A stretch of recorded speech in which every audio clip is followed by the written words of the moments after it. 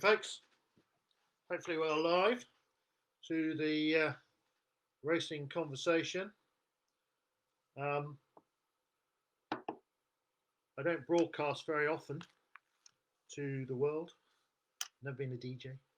Want to be there one day. But absolutely delighted to be joining the racing conversation this Thursday morning. I'm sitting in North Yorkshire, not far from Catterick Racecourse, actually.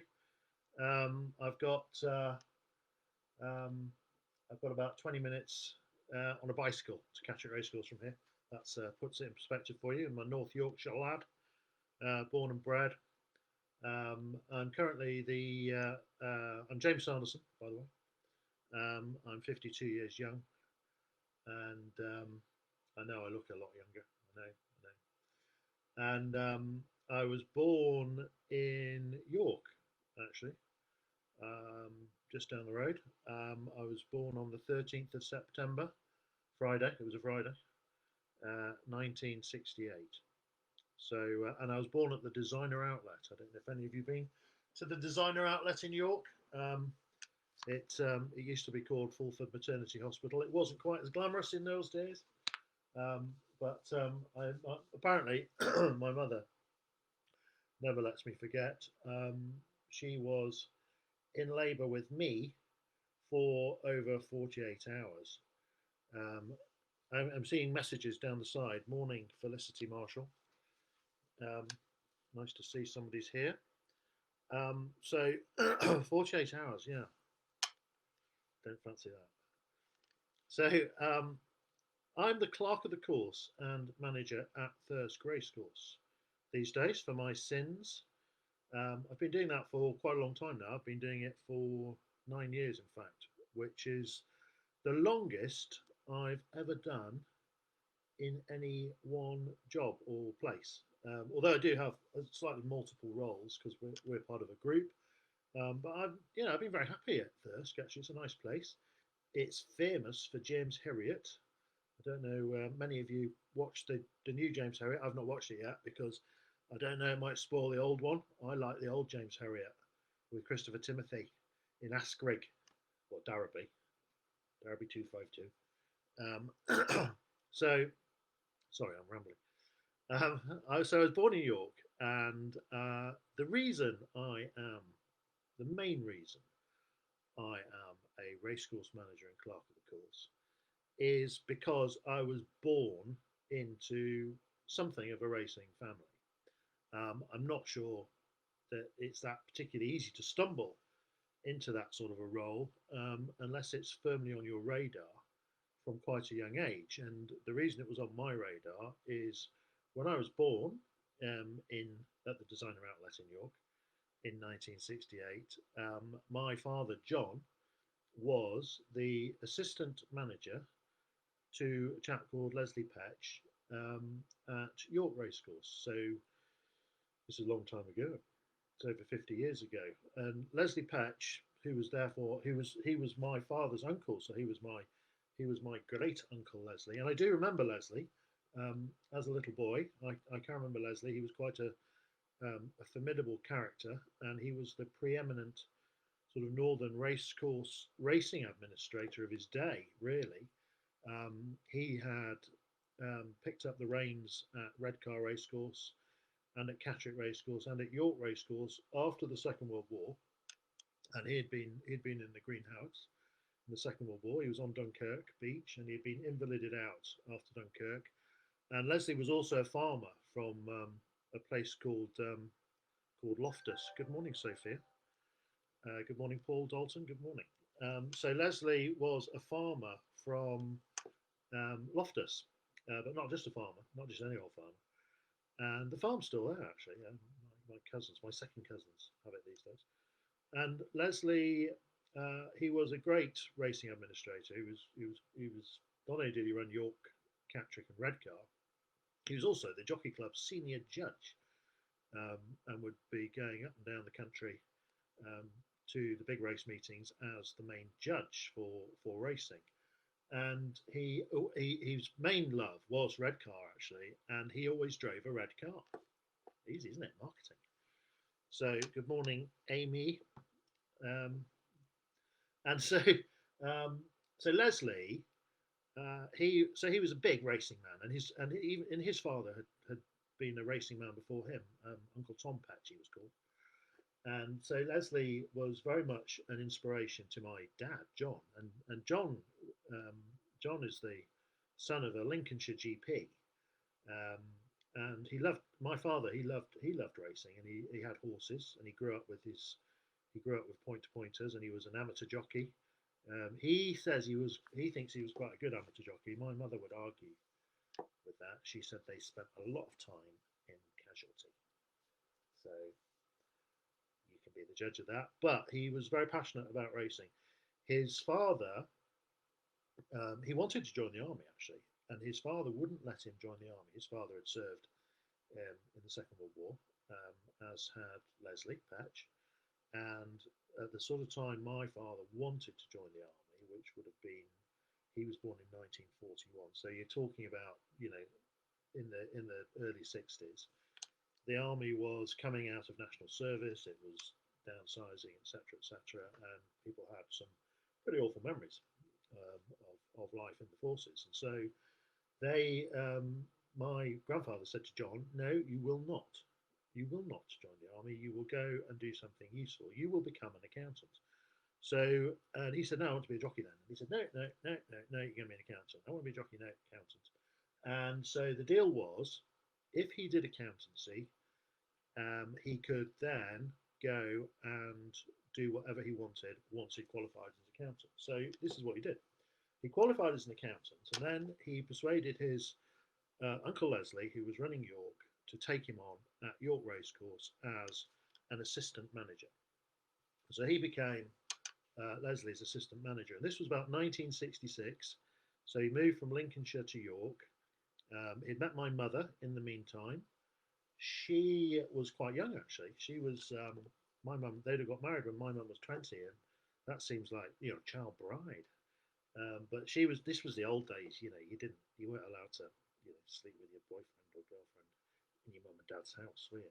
So the only way you could get on was to get out, wasn't it? Really. So I mean, she'd have married anyone, frankly. So that's how Dad pulled her, basically. So morning, Peter. And so she married my father, and they moved to York, and he got this job as the assistant to Leslie Petch at York Racecourse, and it was something he was very very keen on. And then in 1968, their lives were made complete when a little bundle of joy called James arrived, and that's me. So that's how I ended up being born at the designer outlet in York. And I can remember growing up as a little boy. We lived in York. Well, just outside York, a little village called Dunnington, which is virtually in York these days. But we spent, as children, I've got two sisters and a brother, and we spent lots and lots of time at the racecourse. I mean, at York Racecourse. That was my father's main office, was York Racecourse, and he was there 7 days a week. I mean, he never came home, and I kind of get that. I mean, 4 kids, nagging wife, bit of a nightmare. I wouldn't have come home. So he didn't come home very often. When he did come home, he was quite often had to pack the car up with some of his kids and go back to his office and entertain us. So his idea of entertaining us was to go back into his office and sit behind his desk and resume work, and off we went into the grandstands, literally. And security was a bit lax in those days. I mean, most doors seemed to be open. I got everywhere on that racecourse. I got in the lift shaft. I got on the roof. I got up the head-on tower, which looks up the straight. I got everywhere, and so I knew my way around York Racecourse. And that, I mean, they've knocked all those stands down now. Built new ones. They're probably a bit more secure, but I mean, the bars were stocked in the summer. Brilliant. So I grew up on the racecourse. It was my stomping ground. It was York Racecourse, and we got dragged round lots and lots of other racecourses, as you can imagine. I mean, Dad was clerk of the course at Catterick and Redcar as well. as the assistant manager at York, and then he became manager at York when Leslie retired. Leslie had a bout of ill health and had to retire. And so it was very much, it was in our blood, it was in our DNA. We spent our time on racecourses, and so it would seem to be the natural thing to want to work in racing. But actually, I didn't. As a boy, as a young boy, in my sort of one of my early teens, I actually decided I wanted to join the army. And I can remember announcing this to my mum and dad. I can remember coming downstairs and announcing to my parents, I have decided I'm joining the army today. And they were like, yeah, okay, fine, get on with it. And I did. And so I applied when I was 15. Actually, I was very young. I applied to the army, and they looked at me and they said, you should go for an army scholarship where they pay for you to go to sixth form. And so I applied for an army scholarship, and I got the army scholarship. So I don't know. Rod's saying, is it very low sound? Has anybody else got low sound? Am I loud enough?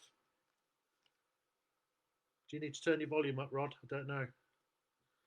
So I applied for the army and I got in by hook or by crook. I got into the forces, into the army. I went to Sandhurst for a year. That was interesting. Had its moments, to be honest, but it was great education. They do teach you. They do teach you a lot about leadership. They teach you a lot about how to conduct yourself. Teach you about basic infantry tactics, which aren't that useful in racing, but if you ever need left flanking attack on a small pocket of enemy resistance on the wood bend at Thirsk, I'll be able to help out with that. So we actually, so I went to Sandhurst and I did several years in the army. I was commissioned into the Royal Artillery, which is quite, it has a lot of racing links. The Royal Artillery, a few famous gunners out there. Jack Berry, he was in the Royal Artillery. Barry Hills, he was in the Royal, not with me. I'm a lot younger.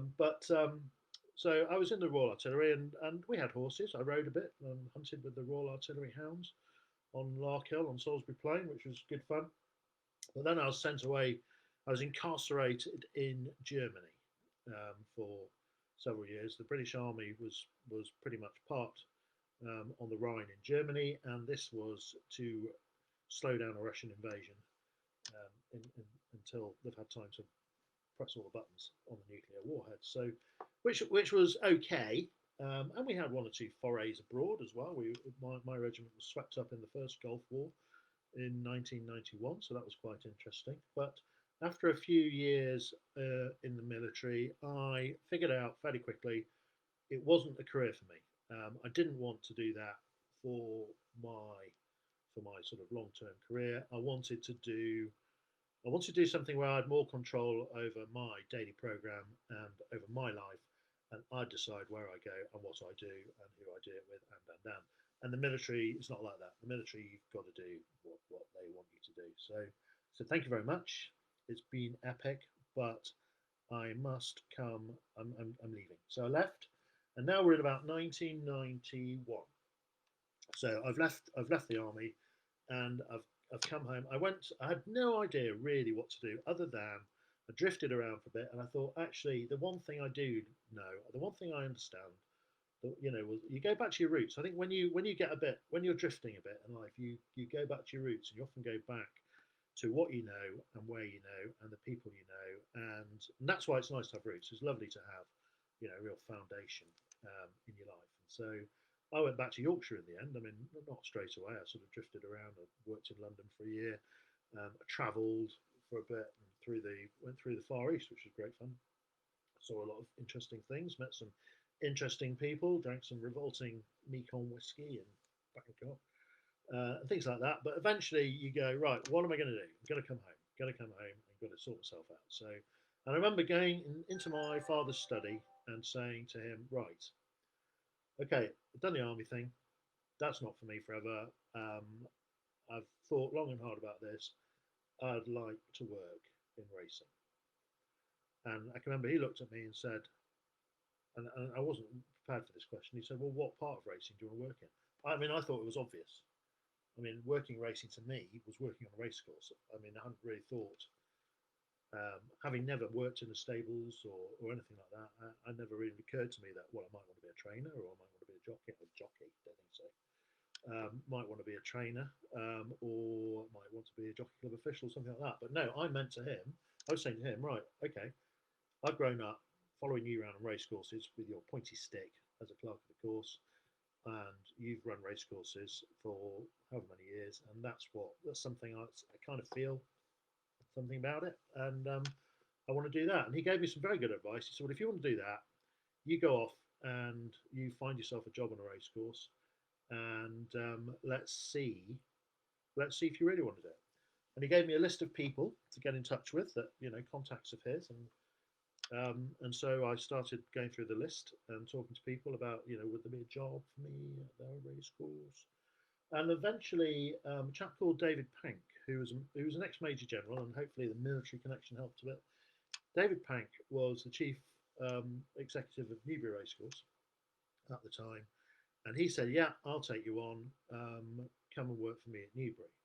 And so I went down to Newbury Racecourse and I worked in the office at Newbury, and I was pretty much thrown in to do anything anybody needed help with, but primarily to work underneath the clerk of the course, and the marketing manager at the time. Now, the clerk of the course was a chap called Charlie Toller, whose son is James Toller, and he's a trainer. He may have recently retired, James, I think. And the marketing manager was a chap called Richard Pridham.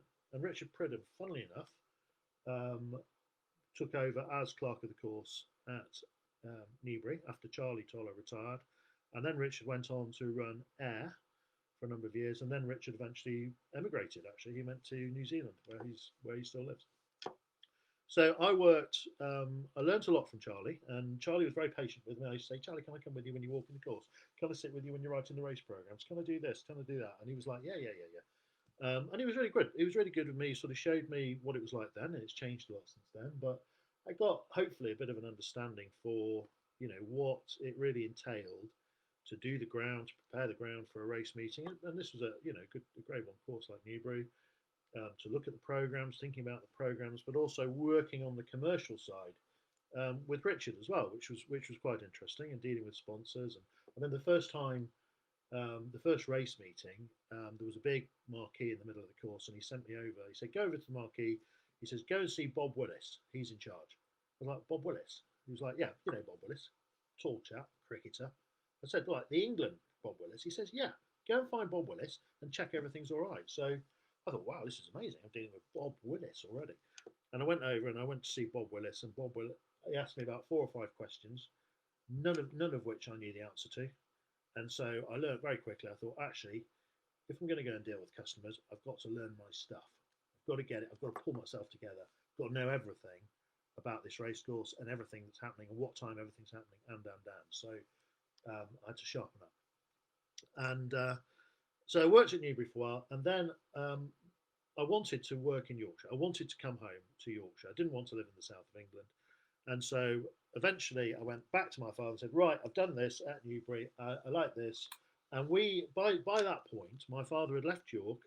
He had had a he had had a he'd had an interesting sort of foray into media rights. He'd worked for a company called CSI. And then, to cut a long story short, he had not been long out of racing when racing dragged him back in, and he formed his own company in 1990 called International Racecourse Management, and he did that to help Doncaster sort out the problems they had with the track after the 1989 St Ledger was abandoned due to drainage problems and things like that. Because Doncaster said, "Will you come and help us?" He said, "Yeah, I'll come and help you, but I'm going to do it under my own consultancy." So he formed International Racecourse Management, and he put together that he got a contract with Phoenix Park Racecourse in Ireland at the same time, and then he had always maintained his involvement at Catterick Racecourse, and he brought Catterick Racecourse into the fold. So there was a little business of racecourses that formed together. And in 1992, he said, "Right, we've got an opening at Catterick Racecourse. You've worked at Newbury. You can come to Catterick." So I was in. And so I was in through the back door. I mean, it's blatant nepotism, isn't it? But nevertheless, I was in. I was at Catterick Racecourse, and I had a job on a Yorkshire racecourse which I decided, I decided that was what I wanted to do. And so I worked at Catterick as the general manager for about 6 years, and it was a great grounding because Catterick's flat, it's jumping. We had no money whatsoever. I mean, it was absolutely skint, this race course. You really had to, like, at the end of the month, we had to figure out how much cash we had in the bank and who would get paid that month. It was, things were tight. This was before the media money really took off. Um, Expenses were going up. There was lots of problems with the buildings and things like that. All small race courses, actually. About that time, some of you will remember from the sort of late 80s, early 90s. I mean, there was a lot of buildings were decrepit. One or two race courses had gone to the wall. Um, People like Ron Muddle were arriving and buying race courses like Sutherland, knocking them down, Wolverhampton, knocking them down and rebuilding them, but with all weather. So there was a lot of change going on. So here I was at Catterick Racecourse, and I trained.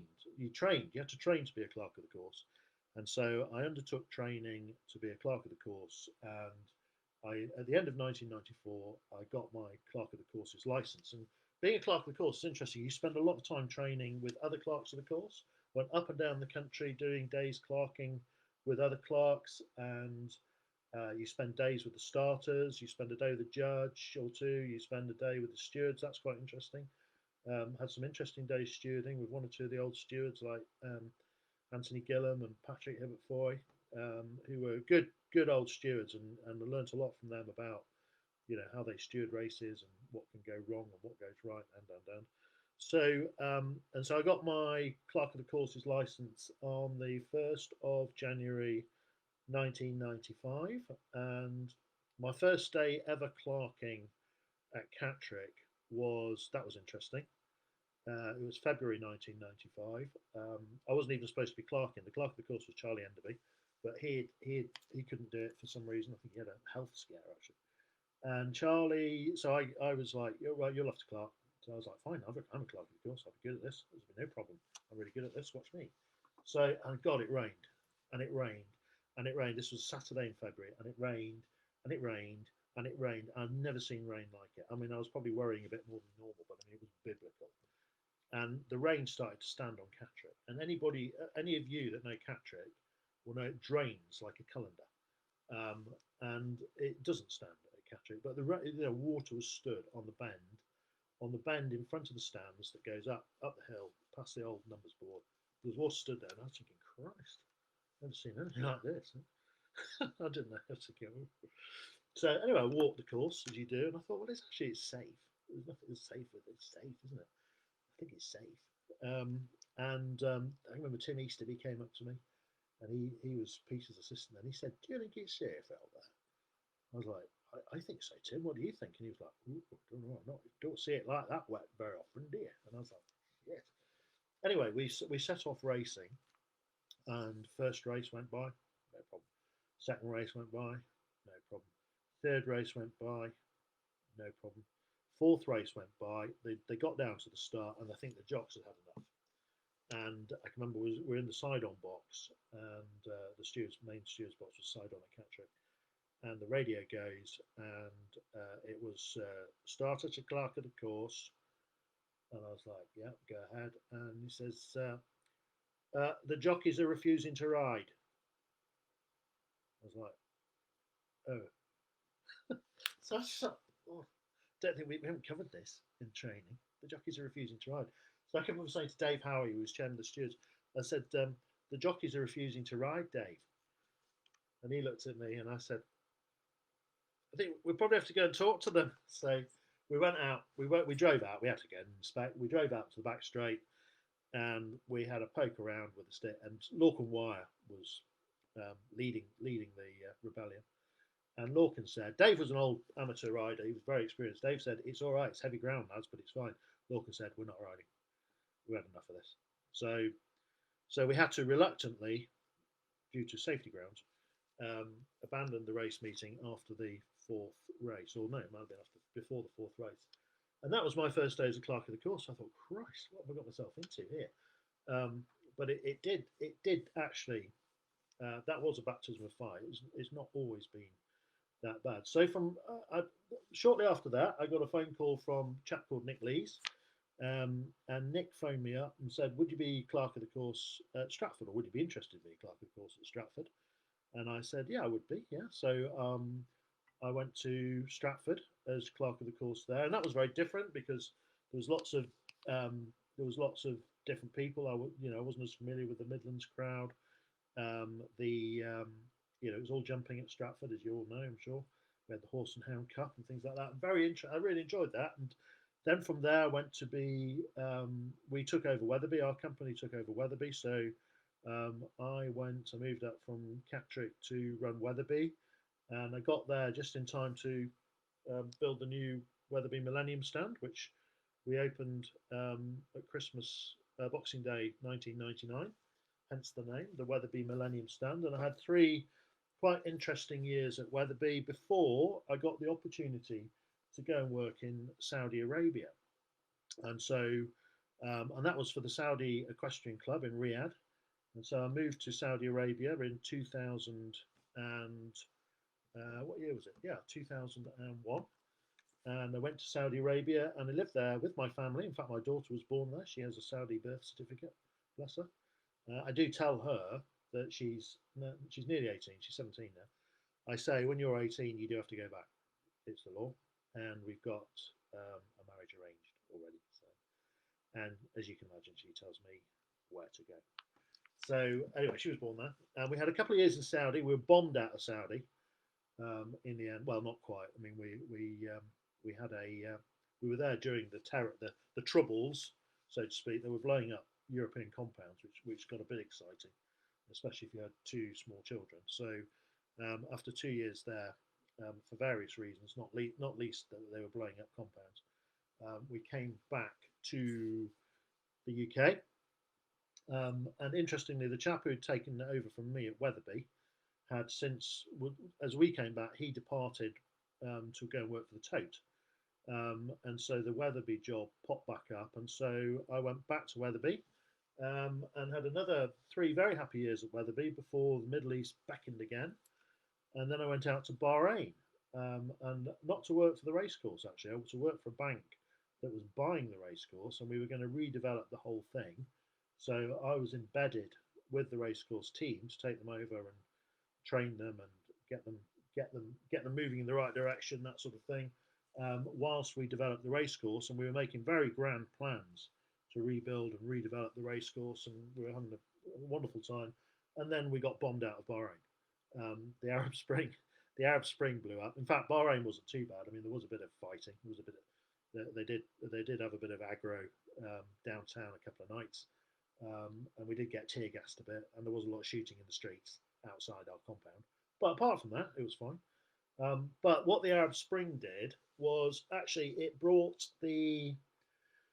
kind of rattled all the investment in the Middle East, and so all the investors we had lined up and the money we had lined up to spend on developing the racecourse and the land around it, they got a crisis of confidence, which they still have. I think to these days, it still hasn't moved very far, and it was apparent that that wasn't going to happen. So after 3 years in very happy years in Bahrain, it was time to come home, and that was 9 years ago, which brings me to where I am now, which is the clerk of the course and manager at Thirsk. And I've had a wonderful time at Thirsk. It's a lovely country track in James Herriot country. It's flat racing. God, flat racing's easy compared to jump racing. I mean, all jockeys are mad, but those jump boys, they are completely insane. So for the last 9 years, we've been developing Thirsk. We've spent a lot of money on it. We've developed the stables. They're vastly improved from what they used to be. The stable lads hostel, stable lads and lasses hostel. That's all now ensuite, single ensuite rooms with nice tellies and things like that. We've put in a new weighing room. We've expanded the weighing room. We've got state of the art facilities for the jockeys if they're ever allowed in it again with COVID. Last year we built a brand new owners and trainers stand right on just past the winning line, overlooking the parade ring, which is lovely. We've got a dining view restaurant these days. We've got lots of nice facilities. We spend a lot of money at Thirsk, and we're very well supported We have the highest average number of runners, apart from I think it's York and Goodwood and Redcar, actually, in the country for our races. It's good competitive fare.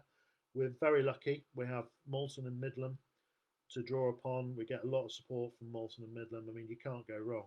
Provided your track's safe, you get the runners in Yorkshire. And we've got a fantastic, supportive Yorkshire racing crowd, and they're not the same. I mean, in the Midlands, it's not the same. Um, it's there can be a lot. The Midlands crowd, they don't actually go racing like the Yorkshire crowd do. We in Yorkshire don't realise how lucky we are. And I know from my involvement at Stratford and my involvement at Leicester, you get some big crowds, but I don't feel that they don't connect quite like the Yorkshire racing crowd does. They're brilliant. And so, I've got a question here. What's my favourite time or part of a race day? That's from Racing Welfare. Um, Favourite time? I tell you what I do like. I do like walking the course on my own in the morning. Um, if stewards ring me up and say what time you're walking the course, I always tell them a time. I hope I put them off because I like to do it. I like to go with the dog first thing. Crisp morning. It's lovely. It's lovely actually getting paid to walk the course, and you know, with your dog, get paid to walk your dog on your own on a nice crisp morning on a race course. Brilliant, isn't it? So that's a good time of day. Um, the on a big race day. I mean, for many years we ran Doncaster Racecourse actually, and I used to clerk for the St Leger, and I can remember the build up to St Leger Day. I mean, it was obviously it was a it was the meeting went on all week. It was a 4 day meeting, but on St Leger Day it just took off. The day it was phenomenal. These big race days they have a sort of I don't know they have a life of their own, and you're out of control. Frankly, the day takes on its own momentum. It's like a sort of riding a big hunter. It's not going to stop, so you just got to go with it. And yeah, that build up to the actual ledger itself, and once the horses were into the paddock, the atmosphere was incredible. And so those sort of big race days, just before the big race, that's a wonderful time of day. So I'm sorry, I've been talking quite a lot. I mean, it's like a job interview, isn't it? What are your main qualities? Has anybody got any questions about being the manager or clerk of the course of a small race course? Obviously, that's what I do at the moment. I've given you a brief synopsis of what I've done for the past 28 years. In the last half an hour or so, I've probably talked more than I'm supposed to. That's not unusual, I'm afraid. But I'd be delighted to answer any questions. Now or at any time. You can contact me at james@irmracing.com with your questions and suggestions. Polite ones only, please. Um, and it's been, I think it's 11:33 according to my clock. I believe I'm supposed to do this for half an hour. So I've talked for long enough. Oh, we've got another question. Got another question. What gives me the most satisfaction in my job right now? Um, I tell you what. I tell you what. You do get a buzz. You do get a buzz when you've had a big day. You've had a busy day. You've had a really busy day, and you've got it's been hard. It's been a hard build up, and anyone who's worked on a race course or you know preparing horses for a big meeting or a big race, stuff like that. You put so much effort into what is actually such a small amount of time when you get going that so we work for weeks to prepare a race day, obviously concurrently with other meetings, but we put a lot of effort into them, and you've got to organise, sell your tickets if people are allowed to go pre-COVID, organise your sponsors, selling your boxes, organising your staff, getting the track ready, getting the facilities ready, getting clean, goes on and on. And then you've got, basically it starts at 11 o'clock when you open the gates and it's all over by 6. So you've got this 7-hour window, months of effort and organisation have gone in to this 7-hour window. And if that goes spectacularly well, it's brilliant because you get such a buzz and everyone's gone home and everyone's happy, and the racing's been good and nothing's been injured and no one's fallen off and there haven't been any fights in the crowd and the buildings haven't burnt down and everyone's happy, and you might have made a bob or two for the race course as well, And at the end of those days, you can go home and you put your feet up and you pour yourself a large scotch or whatever your thing is, and you just go, "Wow, that was great! I got a buzz out of that." Do like that. That's good. So Susan's asking me, how do you think your role will change in the next few years? Well, it's interesting. It's become the role I do at the moment is dual purpose, and there aren't many of us left that still do the management and the clerk of the course side, and that's because in life things become more onerous. I mean, these days you get manual after manual of you've got to do it this way, you've got to do it that way. These are the regulations, these are the rules. Have you read this? Do you know this? And so you find more and more race courses split the role, and people are either the manager and or the clerk of the course. And on the management side, that's split a lot more as well. You know, we're fairly unique in that we still operate in our group, you know, the general manager role. A lot of courses now, they'll have a chief executive, then they'll have an operations manager, then they'll have a marketing manager and a finance manager, and we still, you know, we still like the jack of all trades approach. So I suspect that as regulation increases, which it seems to, the inexorable rise of regulation, I suspect it'll be more difficult for these roles to combine. And whilst I would be reluctant to give up clerking or managing, I like them both, and for me it's the whole package. I think in future you'll find the general manager who's also the clerk of the course, or the clerk of the course who's also the manager, will become a rare breed indeed. We're quite a rare breed now, but probably rarer, Susan.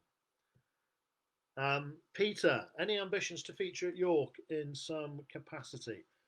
I think um, my father made his name at York, and he had a good innings at York from 1966 to 1986, 20 years. And I think when I was younger, I was probably naive enough to think I could do that. But I think my window of opportunity at York would have probably been when William Darby got the slot, and actually I was in Saudi Arabia at the time. William Darby is one of the best racing administrators in the country, if not the world, and I think he's done an amazing job at York. And to follow William um, will be a big task for anyone, and I don't think William's going anywhere for a number of years. But I also think, York, it's the best racecourse in the country, and I'm not just saying that because I'm from Yorkshire and I grew up on York Racecourse. It is the best racecourse in the country, and York can, when they need to replace William, which I hope won't be for a very long time, they'll be able to get somebody far better than me. So, well, so I'd love to work at York, but I know it's not for me. Hope that answers your question, Peter. And I genuinely, um, I genuinely love York Racecourse. I think if in the favourite racecourse capacity, um, I can't find it. I've been to lots of racecourses abroad as well. Travelled a bit. Never found a racecourse other than Thirsk, obviously, where I work at the moment. But York just has it all. It's the complete package. It's got the best racing. It's got the best facilities. It's got the best crowd. It's got the best beer. It's great. It's great to be from York. So, listen, folks, it's been great chatting. Um, I'm sorry if I haven't given as much opportunity to ask questions as I should have. I could go on for another hour, but I don't suppose any of you could put up with that. So I believe I'm supposed to sign off 9 minutes ago. So unless there's any final instructions from Racing Welfare, um, I'm going to say good morning to you all. I wish you all a good day. I hope we all back on the racecourse soon in a post-COVID world. God, it's boring, isn't it? I mean, I'm fed up with it. I'm sure you all are, but we're hoping to get crowds back soon. They've tried to get crowds back a couple of times. It's been thwarted by bureaucracy, and so, um, but we're hoping to get you back to the races soon. And I really hope first opening meeting 17th of April next year. So Saturday, I genuinely hope we can have some crowds there, and some of you might be there. So, Paul, thank you. Um, Chloe, thank you. Nice to talk to you. Sophia Monkman, thank you. Sophia used to work for me at Thirst. Gosh, she's tricky. Do you know, Mum? Any of you? Sarah, top bird. Right, guys, I'm gonna call it a day before I get abused. It's been lovely chatting. Enjoy the rest of your day.